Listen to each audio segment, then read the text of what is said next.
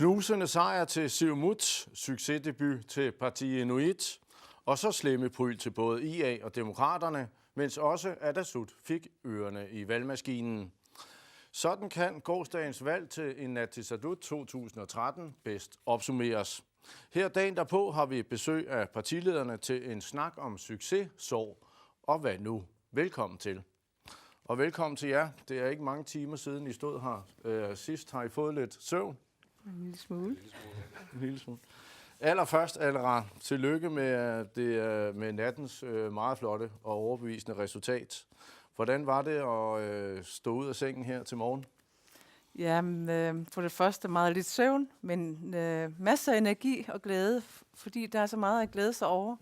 Og det er ikke helt gået op for mig i morges, da jeg kom ud af sengen, at jeg skulle gå hen og blive landsstyreformand. Jeg synes også samtidig også, at jeg delte så meget glæde med så mange andre glade Siumut-vælgere, at det føles ikke helt, som om jeg er helt træt alligevel. Det kan jeg godt forstå. I går, da du sad sådan og fulgte med, hvornår turde du tænke, at nu er den hjemme? Det var ganske få minutter, inden vi skulle ind i studiet sammen med de andre partiformænd, hvor tallene fra Nuuk er kommet. Lige op til da selvfølgelig har det føltes godt, og vi kunne se tendensen, den gik den vej henover, så jeg var meget sådan, positivt indstillet på en god overraskelse. Og så glad fest med alle siumutterne og andre hele natten? Jamen selvfølgelig, det har været glædelige nyheder hele vejen igennem. Okay. Lige for at summere op, så fik I 42,8% af stemmerne, og du fik alene 6.818 stemmer, hvilket er ny rekord i Grønland. Og I kommer ind til Inatsisartut med hele 14 mandater. Overrasker det dig, at sejren bliver så sikker? Det overrasker mig, at jeg fik så mange personlige stemmer. Det overrasker mig ikke, at der var større tilslutning til Siumut i forbindelse med forhold til sidste valg. Jeg synes også, at det ligger i, at vi har fyldt utrolig meget under den tid, hvor vi har siddet i opposition. Det tror jeg også har været med til at sætte dagsordenen på, hvad det er, der skal diskuteres op til valgkampen. Fordi vi simpelthen er gået stærkt igennem med vores mærkesager, og det har været det bærende element under hele valgkampen. Så folk har ikke været i tvivl om, hvad det er, Siumut vil. Og det tror jeg også er faktisk også årsagen til, at vi står sådan et. Det har været det, der var udslagsgivende. Jamen, vores strategi, den gav på det. Vi vender tilbage til dig, så lige til Inuit Ataqatigiit. I fik vel ikke det resultat, I mildest talt havde håbet på og drømt om. I mister 3 mandater, og vigtigst af alt, så mister I formandsposten i Naalakkersuisut. Hvordan har det været for jer at stå ud af sengen her i morges? Jeg vil starte med at sige, at vi takker alle de vælgere i befolkningen, som har stemt på os. Jeg synes, det er en meget fornem placering alligevel at have en tredjedel af parlamentets sæder. Så det har selvfølgelig været en skuffelse for os, fordi vi mener selv, at vi har ført en god og sober valgkamp uden alt for store løfter. Vi har ikke lovet vælgerne, som vi ikke kan give dem. Så det har været en god valgkamp for os. Men det er vel en stor skuffelse at tabe så markant til Siumut? Det er en skuffelse, det må jeg ærligt indrømme, men vi stopper ikke her. Vi udfører det arbejde, som vælgerne har givet os. Vi har 11 mandater i Inatsisartut, og det er stadigvæk en stor opgave for os at løfte den opgave, som vælgerne trods alt giver os. Nu er det så Juliane Henningsen, der står her i dag. Er der en grund til det? Hvorfor er Kuupik ikke? Er det et tegn på, at han måske er på vej ud af politik? Vi havde et rigtig godt landsmøde i Sisimiut, hvor vi stemte på Kuupik Kleist som IA's formand. Vi har et formandskab i IA bestående af Kuupik Kleist, mig selv og Aqaloq Beeged, som fordeler opgaverne, og det har vi så valgt at gøre i dag.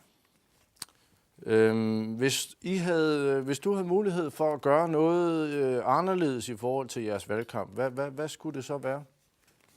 Altså for det første, så fortryder vi ikke noget i den her valgkamp. Jeg synes, at vi har ført en god valgkamp. Vi har ikke lovet ubegrænset fiskeri. Vi har ikke lovet guld og grønne skove. Vi har ikke lovet flere penge til studerende, til pensionister, som vi har hørt, som mange andre har gjort. Jeg mener, at vi har forsøgt at sige, hvordan landet ligger, og hvordan vi fremadrettet gerne vil lede landet. Og det har vælgerne så taget stilling til, men vi stopper ikke her. Hvordan kunne det gå så galt? Jeg synes egentlig, at det har gået rigtig godt. Debatten har været god partierne imellem, men indimellem så havde vi da ønsket, at vi har diskuteret de mere fremadrettede reformer, fordi det har ikke været særlig konkret. Altså, vi har snakket om, hvor højt vi elsker det her land, og hvor højt vi elsker vores kultur, og sådan nogle ting. Men jeg savner de store reformer. Jeg savner, hvordan vi bygger flere almennyttige boliger. Jeg savner, hvordan vi skal sikre velfærden i fremtiden. Så det har været sådan mere ukonkret, vil jeg sige. Atassut fik også en lille losing i går. Ikke så stor som IA og demokraterne. Men I får dog en tilbagegang på, I får 2 pladser i Inatsisartut, men med demokraternes tilbagegang betyder det faktisk, at I stadigvæk er landets nu 3. største parti. Hvilken mavefornemmelse sidder Atassut med her dagen efter valget? Vi har det rigtig godt, men først vil jeg benytte lejligheden til at lykønske Alera med hendes flotte valg, og stor tillykke til vores 2 der er kommet ind, Sten Lynge og Sivert K. Halman. Og så ført vores meget unge kandidater, som har fået flotte valg, også Mads Anne og Pernille og så Margrethe. Det er et stort cadeau. Tegn på, at vi er på vej til den yngre generation i partiet også. Vi har en god mavefornemmelse, fordi alle de ting, vi har ført i valgkampen, så som det store arbejdsløshed og spredning af byggeopgaverne til kysten, og ikke mindst inden for fiskeriet og få fjernet 1.500 kroner. Fjernelse af nul-tolerancen og royalties, som vi har fået igen. Det har været med til, at vi måske har tabt så meget, som analytikerne har spurgt os. Meget tyder på, at I sidder med gode kort på hånden for at danne en koalition med Siumut. Er du enig i, at Atassut lige nu er den mest seriøse bejler til som koalitionspartner til Siumut? Jeg kan bare se i vores valgprogram i min uge, at vores de ligger meget tæt op af de Siumut har ført i valgkampen. Jeg bliver også nødt til at spørge lidt ind til din egen person. Du fik ikke et specielt godt valg og kommer ikke ind i Inatsisartut. Får det nogle konsekvenser for din rolle som formand? Det betyder ikke så meget for mig, hvordan det er, men for partiet, jeg fik personligt valg på 216. Det er langt fra tilfredsstillende selvfølgelig som partiformand. Men det betyder, at jeg har rådet de 2 nye læskelsmedlemmer, at de må stille op og til formandsposten til næste generalforsamling, så støtter jeg op. Du trækker dig ikke sådan umiddelbart selv nu og her? Nej, det er jo et større apparat, man sætter i gang. Når man trækker sig, så er det næstformand, der kommer til. Og så har vi har kommunevalget lige foran os, og så at lave et ekstraordinær generalforsamling, det koster også penge. Så du står stadigvæk i centrum nu her i de kommende dages forhandlinger med Siumut? Indtil videre i hvert fald, til næste generalforsamling. Okay. Demokraterne, I fik også en ordentlig lussing og er blevet halveret. Man kan vel kalde jer valgets store taber. I må nøjes med 2 pladser i Inatsisartut. I 2009 fik I 12,7 procentpoint, og nu står I med et resultat, der siger 6,2. Hvorfor tror du, at vælgerne har straffet jer så hårdt? Altså allerførst så vil jeg godt lige have lov til også at takke dem, der har stemt på os. Det er vi selvfølgelig rigtig glade for. Men vi er selvfølgelig også meget ærgerlige over, at der ikke var flere. Jeg tror måske ikke, det er så meget op til mig som op til analytikere at gå ind og kigge på, hvorfor man egentlig mener, at vi ikke har fået så mange, som vi måske burde. Vi er selvfølgelig også lidt forskrækket over, at vi gik så meget tilbage. Vi havde forventet at gå lidt tilbage, og det er simpelthen fordi, at vi har siddet på nogle meget, meget tunge områder i Naalakkersuisut de sidste 4 år. Det har været øretævernes holdeplads. Jeg ved ikke, hvor mange gange mit hoved det har været krævet på en fad i hele den her periode. Så det har været bare en barsk omgang. Men vi har stadig hele tiden troet på det, som vi gik ind og lavede. Det, man måske kan sige i valgkampen, det er, at vi har også været meget fokuseret på mange af de reformer, som vi har været inde og lave. Hvis vi for eksempel tager boligreformen, hvis vi tager det, der sker inden for trafikområdet, hvis vi tager 2025-planen sammen i Nærttegaardsyssel, så har vi kigget rigtig langt frem.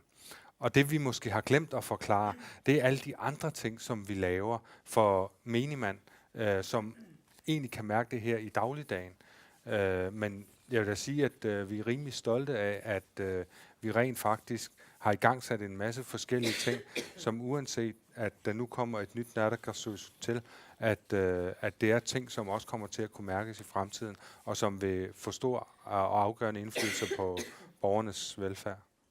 Men bare lige for at slå det fast, forhandlinger med Siumut og med eventuelt koalitionsarbejde, det kan vi godt skyde en hvid pind efter. Altså, vi har jo meldt klart ud, at vi ønsker ikke at indgå i et koalitionssamarbejde med Siumut. Vi ønsker ikke at være i Nærttegaardsyssel med dem, og det har forskellige årsager. Det mest berømte, det er jo nok omkring råstofferne, men der er også alle mulige andre ting, som er kommet frem under valgkampen. For eksempel, at man ønsker huslejenedsættelser. Der er flere forskellige ting, som vi ikke har kunne være med til. Jeg kunne godt tænke mig i virkeligheden måske lige at pege lidt fremad i stedet for. Nu skal I så ud og være oppositionsparti. Hvordan vil I gribe den rolle an? Vil det blive et aggressivt demokraterne, som vi har set oppositionspartierne være de sidste 4 år, eller vil man alligevel prøve at søge noget samarbejde og noget indflydelse? Altså udover at vi ikke ønsker at gå i koalition med dem, så ønsker vi heller ikke at være parlamentarisk grundlag, fordi vi ønsker at stå mere frit. Men der er ting, som vi kan samarbejde med Siumut omkring. Uranspørgsmålet, lufthavnen i Qaqortoq, nogle af de tiltag, der skal laves på trafikområdet. Der er selvfølgelig flere forskellige ting, som vi sagtens kan arbejde sammen om, og det vil vi gøre konstruktivt. Men vi vil selvfølgelig også gå derind og eventuelt stille modforslag eller lignende, hvis det er sådan, at vi ikke synes om de ting, der bliver lavet. Anton Frederiksen, det bliver jo foreløbig et farvel til landspolitik. Det må vel også have været en lidt bedrøvelig morgen at stå op til i dag? Jamen, når vi nu har fulgt optrækket til valget, der har meningsmålingerne vist, at vi ikke har opbakning nok til at få en mandat. Men jeg vil også benytte lejligheden til at takke vores vælgere og lykønske Alera med hendes flotte valg. Det er utrolig spændende for fremtiden. Det er jo Grønlands første dame, der kommer til at stå på styretøjet. Og det bliver spændende i hvert fald at se det fra sidelinjen. Og vi skal nok ligesom være ekstra opmærksom på, også med alle de politiske tilstande, der skal ske gennem det næstkommende tid. Blev der drukket gravøl i går aftes? Hvad for noget? Blev der drukket gravøl i går aftes? Altså, ikke ret meget, men ikke for at nedlægge partiet, men vi har jo planer om at stille op til kommunevalget, som står nu for døren, og vi ved også, at de to valg er meget forskellige. Så vi har gode forventninger til kommunevalget. Det er ikke det sidste, vi ser til Anton Frederiksen? Hvad for noget? Det er ikke det sidste, vi ser til Anton Frederiksen? Det håber jeg ikke. Nu bliver vi jo ikke inviteret til samtalerne fra... Det kan godt være, at du må komme med alligevel, til at vide. Alera, jeg kunne godt tænke mig lige at spørge lidt ind til, du overtager jo, hvad kan man sige, en post, hvor der ligger en hel række af kommissioner, der er kommet med en masse anbefalinger, og hvordan vil du forholde dig til dem? Er det nogen, du arbejder videre med, eller vil du skrotte dem og lave dit eget? Nej, for Siumut er det vigtigt, at det materiale, som er der i forvejen, så kan man tage det, som man kan bruge, og så kan man lade være med at bruge det, som man ikke kan bruge. Jeg synes, det arbejde er betalt af skatteborgerne, eller borgerne, der betaler skat, og det skal naturligvis bruges konstruktivt. Jeg synes også, at det to kommissionsarbejde, som tidligere regering har stået for, har vi også haft stor indflydelse for at debattere det igennem i parlamentet. Vi har også været fremme med at sige vores klare holdninger til den enkelte område. Der er nogle ting, som vi kan bruge, men der er også nogle ting, som vi ikke kan bruge. Og så må vi se derefter. Jeg synes også, det bliver vigtigt at pointere under samtalerne med de andre partier, hvordan deres holdning er til givende overskrifter, som vi mener er værd at diskutere. Så der er mange andre forskellige ting, som vi mener, vi kan tage ud fra og se, om vi kan finde en god platform for os alle sammen. Ved du allerede nu, om der er nogle ting, du i hvert fald ikke vil bruge? Der er nogle anbefalinger i Skattevelfærdskommissionen, som vi ikke støtter. Det er, at man skal hæve pensionsalderen, og at folk skal til at betale tilbage for den sociale ydelse, de har fået under en given tid. Og der er forskellige andre områder, som vi ikke helt er tilfredse med. Men vi vil se på det med lup og se, hvad vi kan bruge bedst muligt til at få dannet en koalition. Blandt andet også se på, hvad deres holdning er til det. Hvis vi står her om 100 dage og siger, hvilke to, har du så sådan et par konkrete ting, der siger, at dem vil jeg have forandret allerede, hvis vi stod her igen om 100 dage for eksempel? Det er blandt andet ophævelse af 1.500 kroners regningen til fiskerne. Den skal være fjernet. Det er en af det første, vi får fjernet. Jeg kan også se, at IA er også villig til at forhandle omkring dette. Så jeg tror, at det er 100% sikkert. Den ryger ud. Hvad med storskaleloven? Storskaleloven, den sætter vi op til revision, specielt paragraf 10. Der synes vi, at det er helt naturligt på sin plads, at vi får diskuteret og revurderet den på ny. Samtidig også tror jeg, at det er vigtigt, at jeg gerne vil have den diskuteret blandt befolkningen også på ny. Så det er ikke bare et partipolitisk ønske om at få den revurderet, men jeg vil gerne høre, hvad befolkningen har at sige. For den del har man sprunget over. Og hvad er det præcis, den der paragraf 10 siger? Jamen, det er, at det grønlandske arbejderorganisationer bliver sat ud af indflydelse, når store selskaber har mulighed for at forhandle sig med et helt tredje land, blandt andet. Men samtidig også, så vil vi også gerne have vurderet de miljømæssige aspekter i den, som vi mener er absolut værd at kigge på. Samtidig så synes vi også, at der er andre emner deri, som vi mener, vi gerne vil diskutere lidt. Altså ud over IBA-aftalemulighederne, men også generelt for samfundet, hvordan det økonomisk mæssigt kommer til at have af konsekvenser. Konsekvensberegningerne har man sprunget over, og jeg synes også, det er utrolig vigtigt, at før man får givet tilladelser til selskaberne udefra, at man lige får vendt det med befolkningen, fordi det er et led, man har sprunget over. Nu er det jo sådan, så alle de andre partier har stemt for storskaleloven. Så hvis I skal ud og lave den om, så vil det jo kræve, at I får en af de andre partier til at i hvert fald dem, der er til stede her, skifte holdning. Vil du, når du for eksempel inviterer Atassut ind til samarbejde, sige, I kommer ikke med i regeringen, med mindre I sletter jeres, I dropper jeres støtte til storskaleloven og giver os mandat til at lave den om? For det er jo det, der egentlig skal til. Al lovgivning i Grønland kan der laves om på. Det er det ikke noget nyt i, og hvis der er flertal for det i parlamentet. Det er den vej, vi arbejder. Vi værner meget om det demokratiske. Men vil der være et krav i det fra Siumuts side? Nej, det er ikke et krav. Vi synes, det er utroligt vigtigt, at vi ikke stiller ultimatum til folk.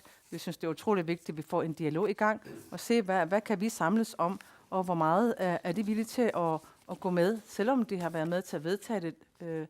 Men hvis man til enhver tid kan gøre loven bedre, så synes jeg, at vi har god grundlag til at diskutere videre. Juliane Henningsen, du har markeret. Ja, altså for det første omkring brugerbetaling af fiskeriet, der vil jeg godt sige, at da I er trådt til dengang, så var lovteksten der klar, og det var Atassut og Siumut, der havde lavet forarbejdet. Men vi er selvfølgelig villige til at forhandle om fiskeriet, om skattereformen, om boligbyggeri og alt det, der kan forhandles om. Men jeg tror, at det bliver rigtig interessant at se, hvilke konkrete udspil der bliver, og hvilke ting, der kan forhandles om, og hvilke ting, der ikke kan forhandles om. Så det er vi rigtig spændte på at høre mere om i morgen. Ja, lad os bare springe til det, Alera. Du har inviteret til kaffe med i morgen. Partierne kommer ind til dig på skift for at snakke om et eventuelt samarbejde. Kan du lige skitsere, hvad er det, der skal ske? Jamen for det første, så skal vi mødes lidt sammen og sige, sådan har folket dømt, og befolkningen har valgt Siumut til at stå i spidsen på en regering. Det er en kendsgerning, og så tager vi det derefter. Jeg vil gerne høre, hvad de andre partier har at sige til en mulig samarbejde med Siumut, og i så fald, hvad er deres egne tanker. Vi har alle sammen haft rig mulighed for at studere hinandens mærkesager og valgprogrammer, så vi ved sådan nogenlunde ret godt, hvad de forskellige partier går ind for. Men samtidig så synes jeg også, at de har haft mulighed for at studere vores. Så kan vi se, hvor kan vi finde nogle gode samarbejdsgrundlag til et muligt koalition. Og det er det første indledende snak, og så tager vi det derefter, og så vurderer vi selvfølgelig gensidigt, om der er mulighed for at drøfte videre. Så vidt jeg har forstået, så har du inviteret de mindre partier, Parti Inuit, Atassut som de første, og IA til sidst. Hvad skal man lægge i det? Ikke noget. Det er simpelthen bare en tilfældig rækkefølge. Det er simpelthen, vi tager det mindre først, og så tager vi den store bagefter. Atassut, vil I være klar på at give Siumut en ændring af storskalaloven for at komme med i en koalition? Som du også nævnte, der har vi stemt for storskalaloven. Der er selvfølgelig nogle ting, som vi kan snakke om, men principielt den paragraf 10, som allerede snakker om, kan vi godt snakke om. Det er netop fordi den med oplysning og mere oplysning. Så det er ikke noget... Du vil ikke afvise, at det godt kunne være med et regeringssamarbejde? Det er ikke det, der vælter os. Fordi der er nogle andre store spørgsmål for fiskeriet og erhvervslivet, og så og velstand til at skaffe flere nye penge, der er bærende for os. Så I kan næsten skrive under allerede i aften? Ikke nødvendigvis. Godt nok har jeg mandat fra resten af bestyrelsen. Alera, hvis vi lige skal gå lidt til dig, hvor ligger Siumut? I har 14 mandater, I skal bare bruge 2. Det har Atassut. Vil I gå efter en Atassut-Siumut-regering, eller vil I gerne lave en bredere ting? Selvfølgelig vil det altid være mest ønskeligt, at man havde så bred en tilslutning til en regering som muligt. Det har vi også prøvet tidligere. Vi har arbejdet 16 år af vores 30-årige regeringsperiode med IA, og 10 af dem har vi gjort det med Atassut. Så vi har sådan en bred erfaring med at lave regeringsgrundlag. Men samtidig så synes jeg også, at man skal gå efter, hvad det er, man kan gå sammen om, og ikke hvad man kan splittes ad om. Og jeg synes, det er en god chance for at se, hvad vi kan danne af en god platform, som har den størst mulige tilslutning af vælgernes interesse selvfølgelig. Og det tager vi derefter. Det er i hvert fald vores udgangspunkt. Vi vil gerne have startet en ny kapitel og se, hvad kan vi skrive sammen i den kapitel til det bedste for samfundet. Men allerede nu kender jeg dig jo lidt, så jeg ved, der er jo ikke noget af det her, der sådan kommer bag på dig. Hvor går dine tanker hen? Er det Atassut, der er den mest oplagte mulighed? Nej, det vil jeg ikke kunne sige. Det er, altså, vi står i dag og har fået befolkningens stemmer, og vi må tage det derfra og se, hvordan vi bedst muligt vil være med til at have den størst mulige indflydelse, og så tager vi det derfra. Hvor langt er IA parate til at gå? Kan man overhovedet gå fra at være regeringsbærende parti til at blive lillebror i en Siumut-regering ugen efter? Ja, for os er det afgørende, at vi bruger vores stemmer rigtigt. Altså, vi vil rigtig gerne videreføre den børne- og ungestrategi, som vi har startet. Vi vil rigtig gerne mindske uligheden. Vi vil rigtig gerne snakke om skattereformen. Hvordan gør vi det? Halvdelen af borgerne her i landet, de tjener under SEK's mindsteløn. Så vi vil rigtig gerne snakke om de udfordringer. Vi skal ikke glemme, at vi har mange udfordringer her i samfundet, som vi skal være fælles om at løse. Så det er vores pointe her. At vi er klar til et samarbejde, hvis vi ellers kan nå til enighed om de ting, som vi gerne vil. Er det realistisk? Er det realistisk at lave et samarbejde mellem IA og Siumut? Altså, det sagde man jo i sin tid, da vi indgik et samarbejde med Demokraterne og Partiet, at det var urealistisk. Men jeg vil sige, at vi er rigtig gode til at samarbejde, og et samarbejde for os kan have mange facetter, så jeg vil ikke udelukke noget samarbejde her i dag. Vi glæder os til det møde, vi har med Siumut i morgen og med de andre partier. Mens jeg lige har dig, så tænker jeg, hvis I kommer i opposition, hvilken opposition vil I så gå i? Også ligesom jeg spurgte demokraterne, vil det være, hvor I går hårdt til vaflerne og virkelig markerer jer, eller vil I søge mere samarbejde og indflydelse selv fra oppositionssiden? Altså, jeg tror, vi har lagt en stil under den her valgkamp, hvor vi holder os til fakta, hvor vi holder os til virkeligheden, at vi har en kæmpe økonomisk byrde fremover. Hvad gør vi? Altså, vi har nogle store udfordringer, og vi kommer også til at tage nogle upopulære beslutninger fremadrettet. Så jeg tror, vi har lagt en stil, og den vil vi holde her i den næste valgperiode. Ville det ikke være godt og bedst for Grønland at lave et samarbejde med Inuit Ataqatigiit, så ville vi jo dække regeringen langt største del af den grønlandske befolkning. Er det ikke lige præcis det, vi har brug for? Det sagde vi også i forbindelse med sidste valg, fordi for os ville det have været naturligt, hvis det største partier gik sammen, således at vi repræsenterer også den største del af befolkningen. Det er en naturlig udgangspunkt, som det har været i en del år. Men vi er jo lidt forskellige, alt efter parti og alt efter, hvem vi kan lide. Men for os er det ikke det vigtigste, hvem vi kan lide og bære af. For os er det vigtigste, hvad vi kan være sammen om, og så gøre det bedste for samfundet. Og vi er villige til at lytte til alle meldinger, der nu måtte komme i morgen som udgangspunkt. Og så håber jeg, at vi kan være gode til at mødes på et godt grundlag. Jens B. Frederiksen, hvordan rejser man et parti, der sådan er blevet halveret nu her? Hvad tænker du? Hvordan vil du komme til at stå stærkere i fremtiden? Hvilken vej skal du nu? Man gør, som demokrater gør, arbejder hårdt, og så ser man ikke, man kan få forskellige ting igennem. Og jeg er sikker på, at vi skal nok komme tilbage med fuld styrke igen. Så det drejer sig om, det er, at i forhold til tonen også, at vi går hårdt til værks, men det bliver absolut ikke i en skingertone. Det bliver en konstruktiv tone. Vores valgekspert i går var inde på, at Grønland er ikke, hvad kan man sige, jeg tror han brugte ordet klar, eller har ikke nogen, hvad kan man sige, historie med liberale partier. Har han en pointe her, at I er et land, hvor liberalismen jo ikke ligefrem er en stor ideologi?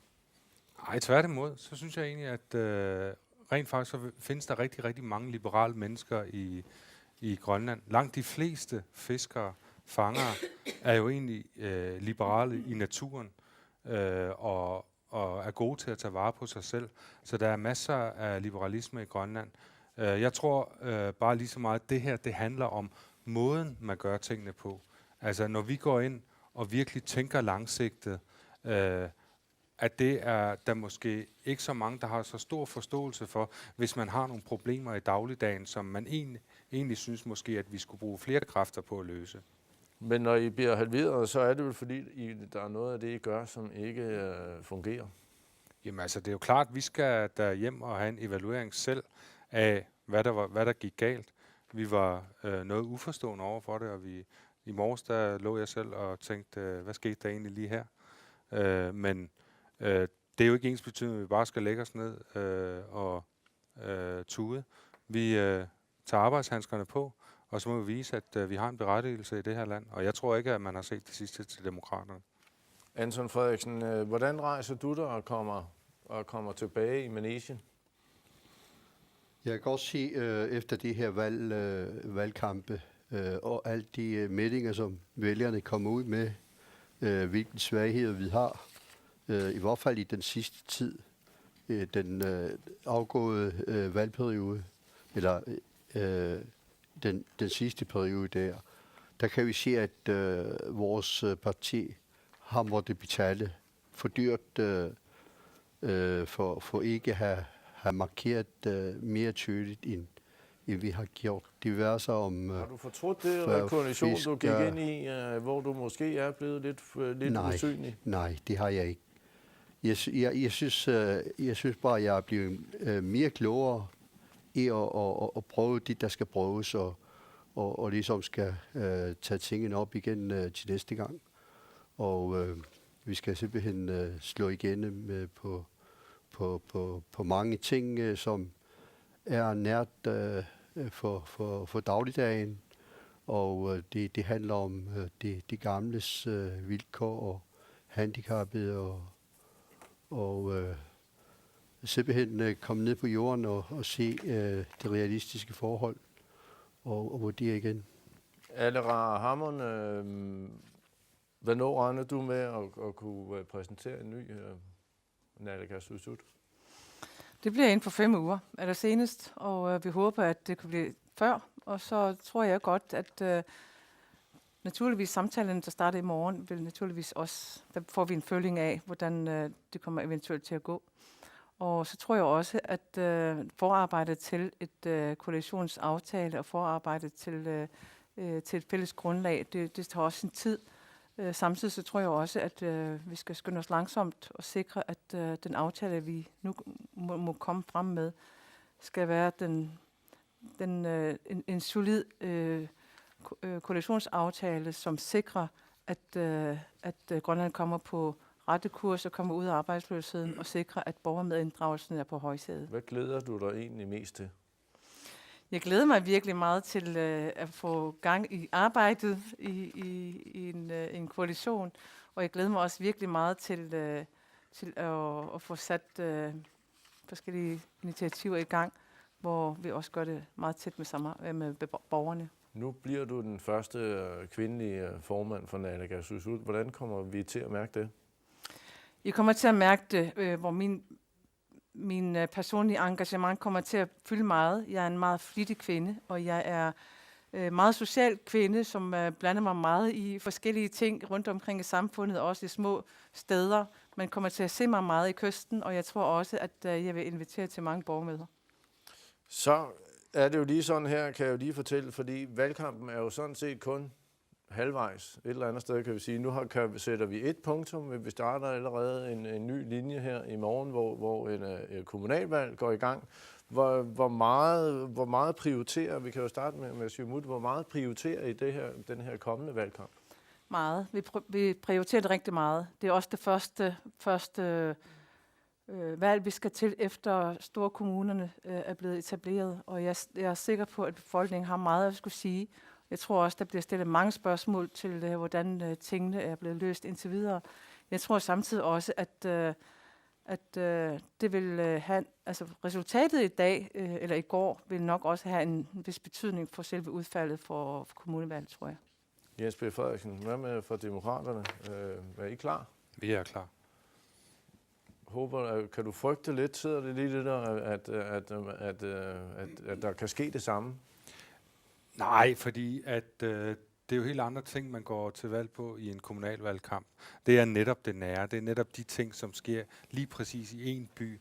Og der tror jeg, det kommer meget an på, hvordan de enkelte partier gør sig. Og jeg tror, det kommer meget an på, hvilke idéer man har i forhold til at få sin by, få sin kommune til at fungere bedre på alle mulige planer. Det kan være snerydning, det kan være administration, det kan være mange forskellige ting.